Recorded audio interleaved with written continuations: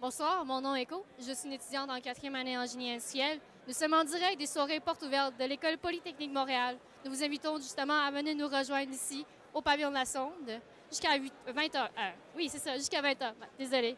Si vous ne pouvez pas venir nous rejoindre, je vous invite donc à poser vos questions via l'espace commentaire même de la vidéo. Et Mme Caroline Boisvert, conseillère aux futurs étudiants, fera le plaisir de vous relayer les questions à nos intervenants.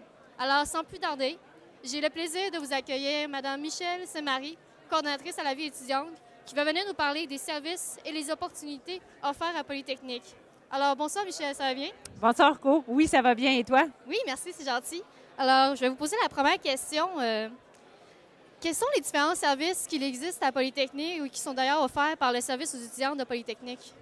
Les services aux étudiants sont assez vastes. Alors, ça débute dès que l'étudiant est admis à Polytechnique.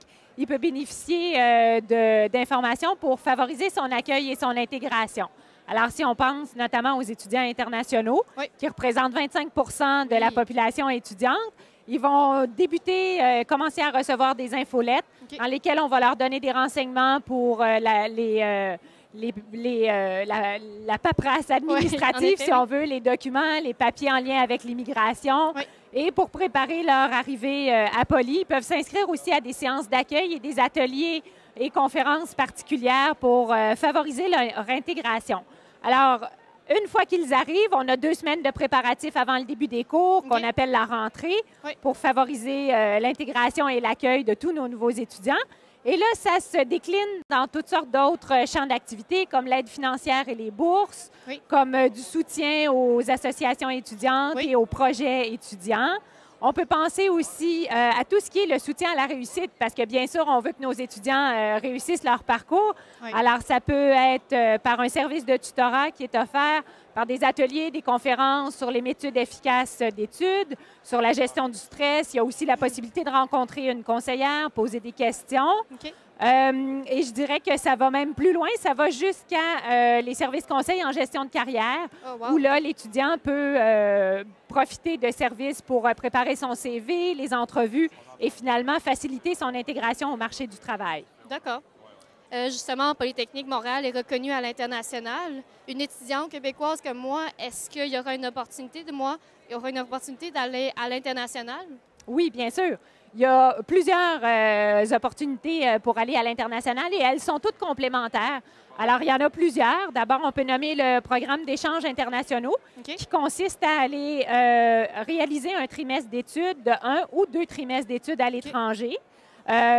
Tout en se faisant créditer nos cours au retour et en payant nos droits de scolarité à Polytechnique. Donc, c'est une formule qui est assez avantageuse. En effet. Ensuite de ça, pour les étudiants qui excellent davantage d'un point de vue académique, il y a la possibilité du double diplôme.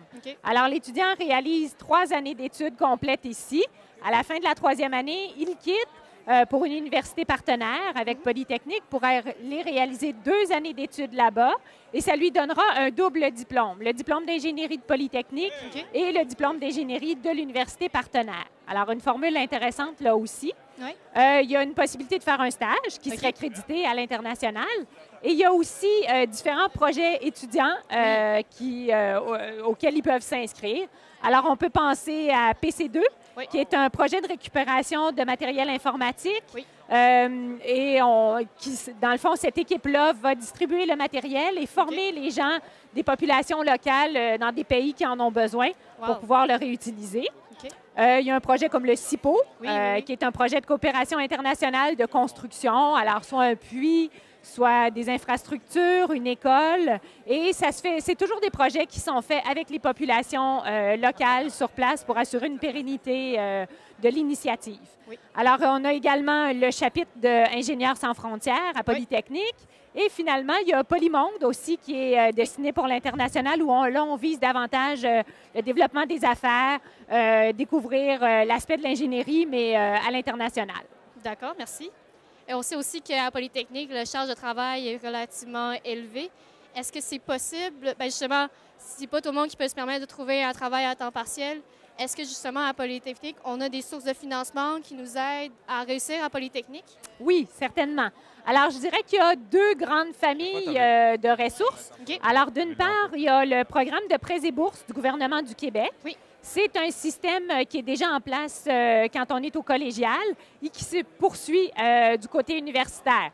Alors, c'est le principe, c'est pour les citoyens canadiens et les résidents permanents. OK. Et je vous dirais que l'information, elle est vraiment disponible sur le site web du programme de prêts et bourses. D'accord. On a également une autre famille qui est le répertoire de bourses, avec des bourses qui nous proviennent autant de la Fondation de Polytechnique que d'organismes externes. Oui. Et tout ça est répertorié, alors que ce soit des bourses d'excellence, des bourses de persévérance, des bourses d'implication, des bourses de recherche, des bourses de mobilité internationale. Il faut vraiment prendre le temps d'aller sur le répertoire pour consulter toutes les offres qui sont disponibles. Mais il y en a vraiment pour tous les étudiants dans tous les départements. Okay. Finalement, je pense que j'aimerais ça me parler des bourses d'entrée. Oui, oui, Comme oui. c'est une activité de porte ouverte ce soir, ça En peut effet. être intéressant. Alors, l'étudiant qui arrive de la filière collégiale, qui a une cotère de 32 et plus, OK. il se mérite automatiquement une bourse de 2 000 Wow, Alors, OK. ça peut être avantageux quand on fait notre choix par rapport à nos études.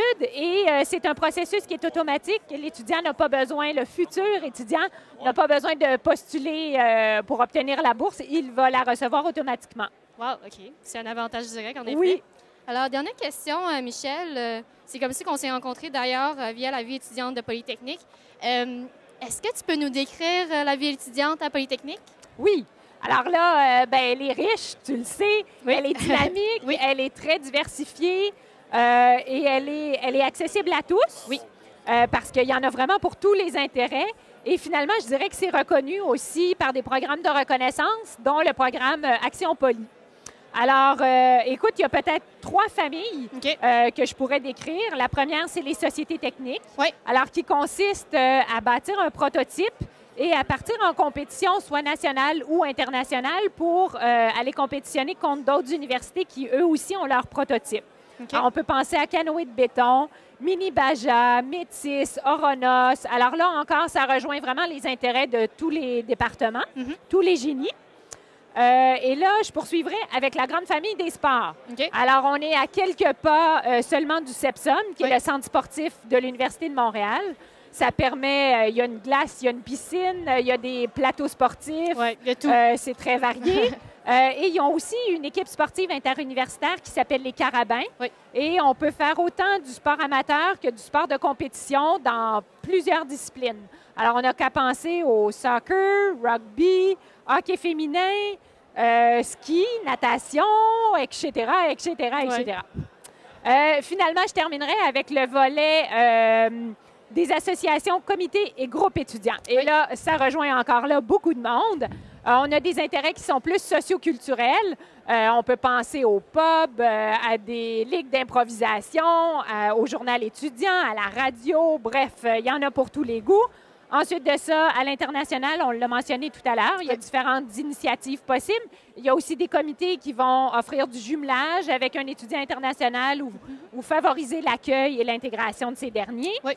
Il y a le volet éducation, Oui. où là, on peut représenter, dans le fond, les intérêts de nos collègues dans notre département auprès de la direction, par exemple.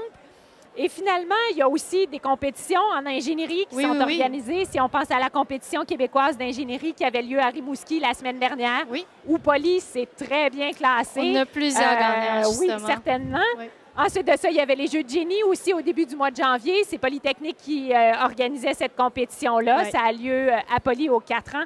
Alors, je pense qu'on pourrait rester encore ici très longtemps pour en discuter. Oui, en effet, on peut passer des heures et des heures.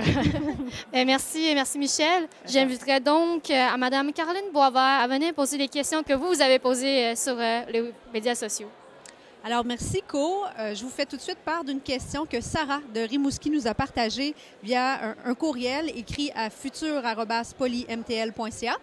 Elle aimerait bien savoir quelles sont les opportunités de logement à proximité du campus. Est-ce qu'il y a justement un encadrement dans la recherche de logement ou encore comment fait-on pour obtenir une place en résidence universitaire? Oui, alors, les résidences, il y a une inscription qui se fait le 1er mars à 9 h le matin. Et là, il faut être sur son ordinateur pour se mettre en file d'attente, déposer une inscription. Et au mois d'avril, les étudiants qui en ont formulé la demande pourront recevoir une réponse. Et il y a une gestion de file d'attente aussi qui se met en place. Il y a aussi une banque de logement qui est disponible à Polytechnique, où l'étudiant, à partir du moment où il est admis, il peut rentrer son numéro de matricule et avoir accès à des offres dont les propriétaires savaient qu'ils affichaient pour des étudiants de Poly. Alors, ça peut être en colocation, ça peut être quelqu'un qui quitte pour un échange pour 4 mois, qui affiche un logement. Alors ça, c'est des démarches qu'on peut faire autant avant d'arriver à Polytechnique qu'au moment de notre arrivée. Pour les étudiants internationaux, il y a également des ateliers qui sont offerts dans les 2 semaines précédant le début des cours. Est-ce que tu as une autre question, Caroline? Peut-être une dernière question de la part de Walid qui nous écrit à partir de Casablanca. Walid est inscrit actuellement, a déposé sa demande d'admission au 15 janvier. Il a déjà eu la réponse. Il est admis à Polytechnique. Il débutera à l'automne. Il envisage s'investir justement dans une mission à l'international. Il aimerait bien savoir, est-ce que c'est un parcours marginal chez les étudiants de Polytechnique que de faire un échange à l'international? Est-ce que c'est, disons, un cheminement qui est réservé aux plus performants ou c'est ouvert à tous? Ah non, les opportunités à l'international sont vraiment ouvertes à tous. Et le but, c'est au contraire, c'est quelque chose qui est très valorisé. Le programme d'échanges internationaux est un programme qui permet quand même à 175 étudiants de partir à chaque année. Ils sont rencontrés en entrevue, mais les étudiants qui sont intéressés, c'est vraiment, ils sont invités à postuler. Et il y a vraiment des opportunités à partir de la 2e année, la 3e, la 4e année et dans tous les départements aussi. Alors non, les possibilités sont nombreuses. Alors, merci beaucoup, Michel, pour votre participation. Avec plaisir. Merci. Alors, je vous rappelle que nous sommes en direct des soirées portes ouvertes de Polytechnique et que si vous avez d'autres questions, n'hésitez pas à les laisser dans l'espace commentaire de la vidéo. Alors, de plus, j'espère aussi vous retrouver au prochain segment à 18h30 où je serai avec 2 étudiants très impliqués, Eric et Eva. À bientôt.